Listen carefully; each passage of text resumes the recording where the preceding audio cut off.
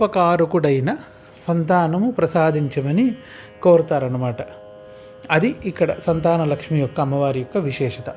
ఇప్పుడు సంతాన లక్ష్మి అమ్మవారి యొక్క స్తోత్రం శ్లోకం ఐఖగ వాహిని మోహిని చక్రిని రాగ వివర్ధిని జ్ఞానమయే గుణగణ వారిధి లోకహితైషిని సప్త స్వర భూషిత గాననుతే స్వరసప్తభూషితగాననుతే అని కూడా ఉంది. సకల సురాసుర దేవ మునీశ్వర మానవ వందిత పాదయుతే జయ జయ హే మధుసూదన కామిని సంతానలక్ష్మి సదా పాలయమాం అని ప్రార్థిస్తున్నారు. ఐ ఖగవాహిని మోహిని చక్రిని అంటే చక్రిని అంటే వైష్ణవీదేవి, విష్ణువుతో కూడిన లక్ష్మీదేవి అని అర్థం. ఖగవాహిని అని అంటారు. ఐ అంటే అమ్మ అనే అర్థం. ఖగ అంటే గరుడ వాహనారూఢుడైన లక్ష్మీనారాయణులని ఇక్కడ ప్రార్థిస్తున్నారు. మోహిని చక్రిని, మోహిని అంటే లక్ష్మీదేవి, చక్రిని అంటే విష్ణు స్వరూపమైన లక్ష్మీదేవి అని అర్థము.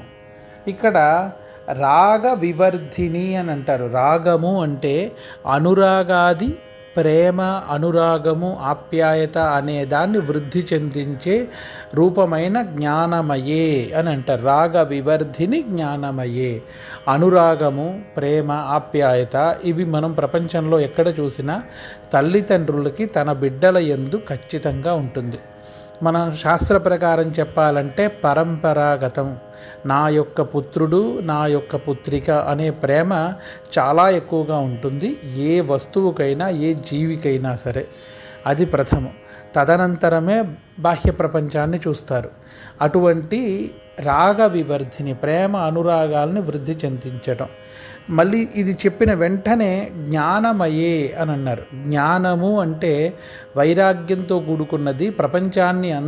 ప్రపంచంలో ఉన్న అన్నిటిని సమానంగా చూడగలిగిన శక్తి కలిగినది అని అర్థం అన్నమాట. జ్ఞానాన్ని ప్రసాదించే తల్లి కూడా ఆవిడే.